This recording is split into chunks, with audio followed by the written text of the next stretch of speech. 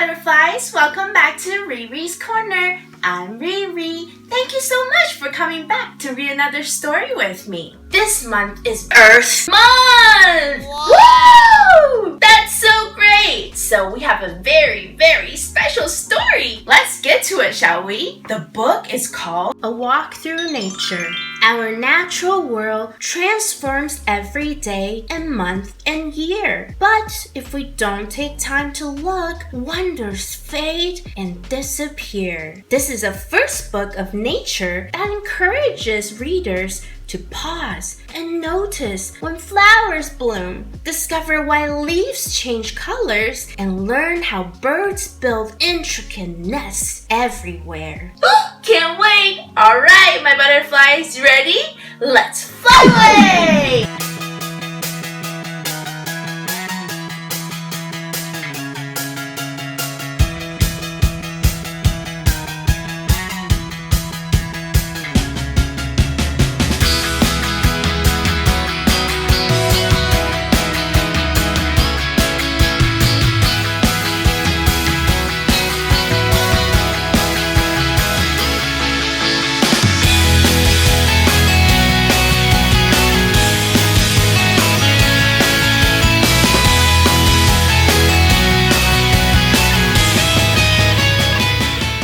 A Walk Through Nature, a Clover Robin Peek Through book, written by Libby, Walden. Our natural world transforms every day, in month and year. But if we don't take time to look, wonders fade and disappear. So stop to hear sweet bird songs, touch the bark of every tree, rest to feel the sun's warm kiss. Watch the journey of a bee. Look closely in the woods and fields where magic is unfurled. Find poetry in the everyday. Explore the natural world. You ready, my butterflies? Look at all our butterfly friends. I think it's time to go explore, shall we? Let's go. From tiny seeds, many trees and flowers begin life as a seed. You see? Many different seeds here. An oak tree was an acorn once. A pod becomes milkweed. When a seed is planted deep inside the earth, a shoot or stem will soon appear to mark its place of birth. Wow! Isn't that exciting? Seedlings peep out from the ground, and once the flowers bloom, a kaleidoscope of color comes to end the winter's gloom. Look how beautiful it is! All the bunnies surrounded by all the different flowers. One poppy plant can produce between 10,000 and 60,000 seeds. Each flower produces 4 to 6 petals, which are crumpled at first but flatten over time. Look at the poppy plant. And we see here and here and here with different numbers of petals. Then this one, the ox-eye daisy, can be found in many grassy areas. Its large round flower head is bright white and appears to glow at dusk. Because of this, it is sometimes called a moon daisy or moon penny. Yup, we see all these daisies all over. This flower is commonly known as the cornflower because it grows in cornfields. The bright blue blossoms have been used in traditional herbal medicines, inks, and dyes. Wow, what a useful flower it is! Nature is just so wonderful and useful, isn't it? Now, we see a beehive. Bees collect sugary nectar from flowers in order to make honey. As the bee travels from plant to plant, pollen sticks to its legs and body and allows flowers to create more seeds. That's right! Our bee friends travel from flower to flower to flower to flower and to flower through the skies. Through sunny spells and stormy winds, steer pilots of the sky. Navigators of the clouds who soar and flap and fly. Their plumage gleams and glistens in the ever-changing light. And when birds find a nesting place, well, they swoop down for the night. You see all these birds? Well, they're trying to find a nesting place down here. Let's go see what's waiting for us. Oh my goodness! Birds search and scan the ground below for twigs to build their nests, and adding moss and grass and leaves will make them look their best. Birds are the only animals to grow feathers. Arranging specific patterns, feathers help birds to take off, steer, and build speed through the air. A group of eggs is called a clutch. Most songbirds usually lay just one egg at a time, but clutch size varies between each bird species. And eggs come in different shapes, sizes, textures, and colors. How neat! Look at this brown spotted one, a blue one, and almost like grayish purple one. And nesting birds build homes in order to lay eggs and keep their young safe. They collect material such as twigs and grasses that they can weave together to make a strong structure. The birds then line their nests with moss, leaves, and feathers to make them more comfortable for everyone. Among the reeds, between the swaying bulrush on the edges of the pond, a symphony of quacks and croaks drifts off to the beyond. The still fresh water swarms with life on the surface and below, a peaceful home for fish and birds where all can thrive and grow. Grow what? That is so neat! Look underneath. As tadpoles slowly turn to frogs, the ducklings learn to swim. Quack, quack. Among the floating water reeds, the water boatmen scheme.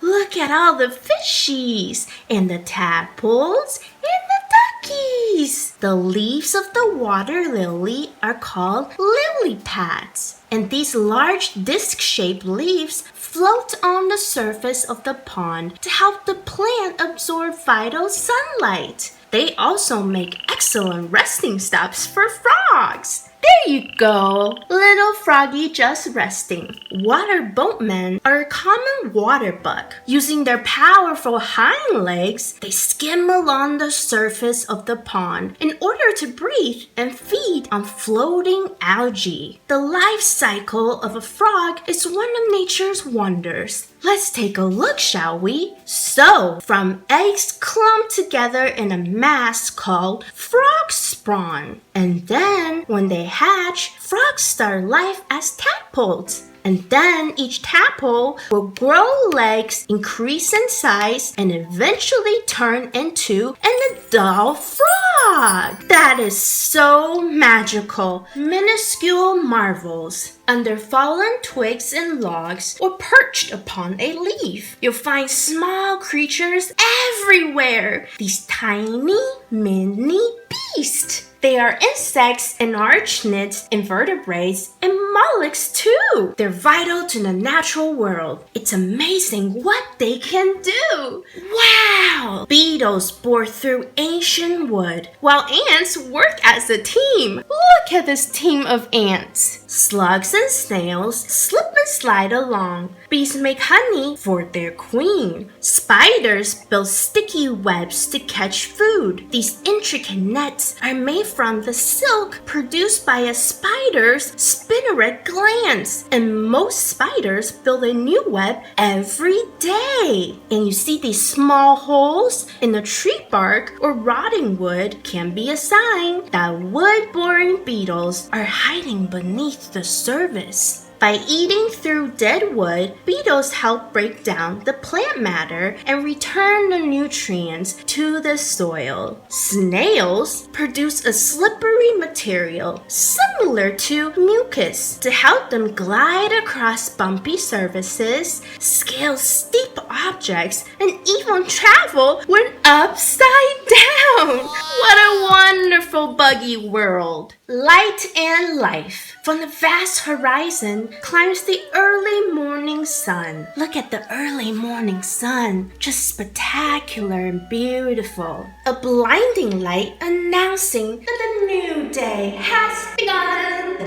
The rays of light grow stronger and stronger, and the sunbeams kiss the shore. The morning air grows warmer as the sun begins to soar. Oh my goodness! The beach tides ebb and flow as light moves from east to west. Sand shifts throughout the day, and as crabs pause to take a rest. So the sun is an enormous star situated at the center of our solar system. As the third furthest planet from the sun, it takes around 8 minutes for sunlight to reach the Earth's surface. And hermit crabs, like these, use abandoned shells, lots and lots of different sizes of abandoned shells, to protect their soft bodies from predators. When a hermit crab outgrows a shell, it will find a larger one to move into. And look at this! Most beaches are found on the coast. They are often covered in sand, which is a mixture of very small, tiny pieces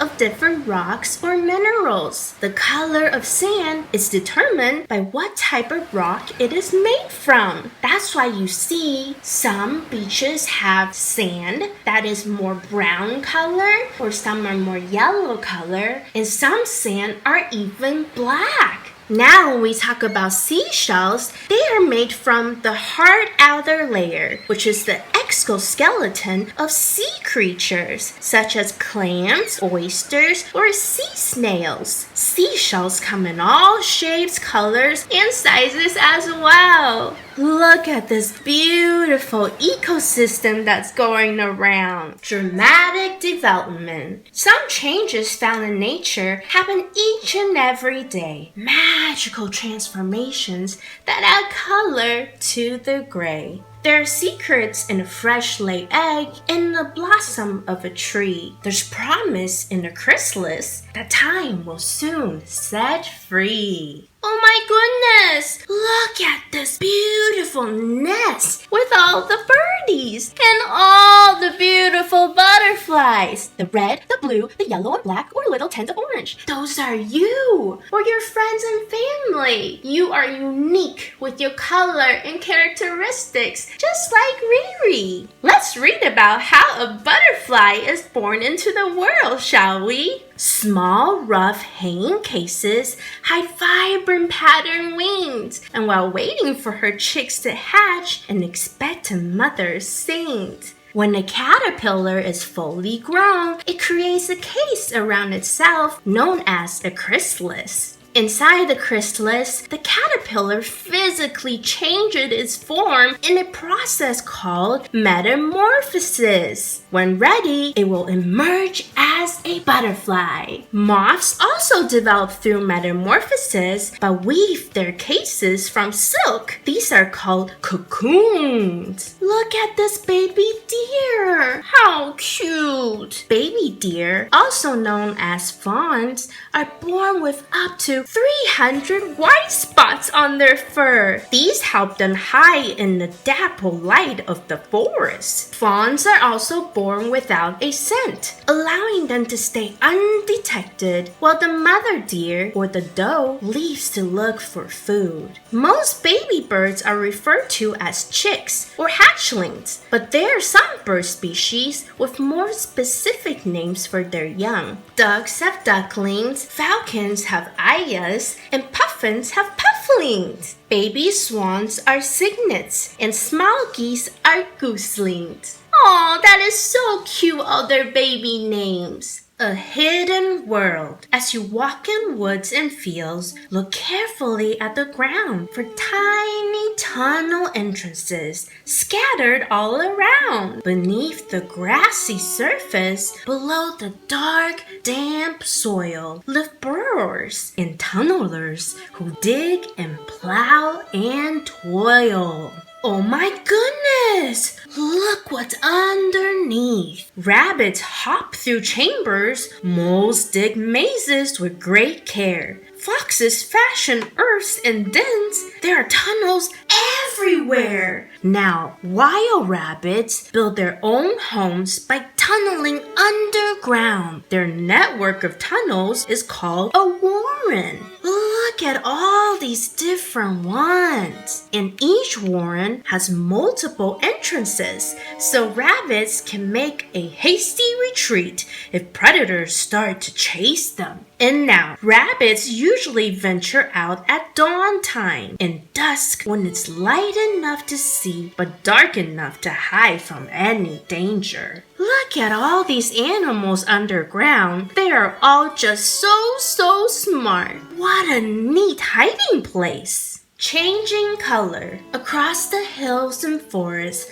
blows a crisp and chilly breeze. The fresh green of the summer starts to fade from woodland leaves. They slowly rust and wither, dry up and gently fall, dancing through the crisp, cool air. First one, then two, then all. Let's go see what's gonna happen to the tree, shall we? Oh my goodness! Look at all the leaves falling down. They weave a copper blanket below bare trees and evergreens, and in the spring they'll grow again, new, shiny, fresh, and clean. And leaves come in all shapes and sizes. They are a very important part of a tree. Look at all these different leaves. Oak leaf, maple leaf, beech leaf, and the redwood leaf. So many different shapes and colors. And that's because leaves, they contain a chemical called chlorophyll that traps light from the sun to create food in the process called photosynthesis. When autumn and winter arrive, the days get shorter, and so there's less light available. Instead of using precious energy to keep leaves alive, it is actually easier for some trees to shed them and save energy through the darker months. Wow, what a magical thing nature is. Springing forth. High up in the mountains, a fresh spring starts to flow. It trickles over rocky ground and soon begins to grow. It gathers speed and widens while weaving through the trees, rushing over boulders on a journey to the sea. Whee! As it flows into the ocean, the river opens wide. The fresh and salty water mix in the swirling tide. Look at all the fish and birds. Seabirds, such as storks and seagulls, use the incoming breeze to their advantage. By soaring through the air, they reduce the need to flap their wings and so stay airborne without using much energy. And the small freshwater streams that flow into larger rivers are called tributaries. Now, most large rivers are fed by lots and lots of different tributaries. The Amazon River, for example, has over 1,100 tributaries. Salmon start their lives in freshwater rivers, but travel along the waterways to join the ocean. Once fully grown, the salmon will then return to the river and travel back upstream to their own birthplace to lay their eggs. Look at these salmon mamas making the journey all the way upstream just so their babies can be safe at their birthplace. That is a lot of motherly love and strength. Journeying on. As the seasons turn and a chill wind starts to blow, swallows change their flight path to escape the ice and snow. They chase the sunny weather over countries, cliffs, and seas. Flying low in small, dense flocks, they find their way with ease. All following together, flying to their final destination. Wow! The searing heat of Africa warms their tired wings. They chase the flying insects and feast like feather kings. Look look at all the elephants and giraffe and lions. And it is thought to be good luck to see the first swallow after winter, as it means sunnier days are ahead. Now, swallows migrate in search of food. They tend to eat flying insects like gnats and flies, and because these insects thrive in hotter climates, swallows migrate in time with the warmer seasons. Swallows swoop over bodies of water in order to take sips. This behavior can be described as drinking on the wing, as they drink without stopping. Frosted earth. Flakes of frozen water flow through the icy air, falling from the soft, pale clouds as winter's white fanfare. Twisting, turning, whirling, snowflakes drift towards the ground, and when they settle, they'll transform the landscape all around. Oh my goodness! Now the world of color has been painted the purest of white, tucked in winter's frosted cloak, sparkling clear and bright. And did you know that a snowflake is an individual ice crystal that falls from the sky when the water vapor in the cloud freezes? So each snowflake is unique, but there are some common shapes and patterns. Oh my gosh, look at this! Snowflakes are just like you and me, my butterflies. We're all very unique, but some are similar as well. Now, snowflakes often fuse together to create larger flakes, and if it's cold enough, they will settle on the ground as what we know as snow. Light and fluffy snowfall is often called powder snow, whereas heavier, denser bouts of snow and high winds are a snowstorm or a blizzard. Beneath the stars, through the rose-pink glow of dusk, swoops a feather friend. Beneath owls' wings, the world adapts as day and nighttime blend. The silvery stars glow brighter when the sun sinks in the sky. The nocturnal creatures wake as daylight bids goodbye. Oh, now look at the family of owls and also bats, who are nocturnal. Protected by the shadows, explorers start to prowl. Their noises break the silence, a distant howl. Some animals sleep during the day and become active at night. These nocturnal creatures usually have excellent hearing, a keen sense of smell, and adapted night vision. Talking about bats, when in flight, bats make noises to see if their sound waves will bounce off an object as an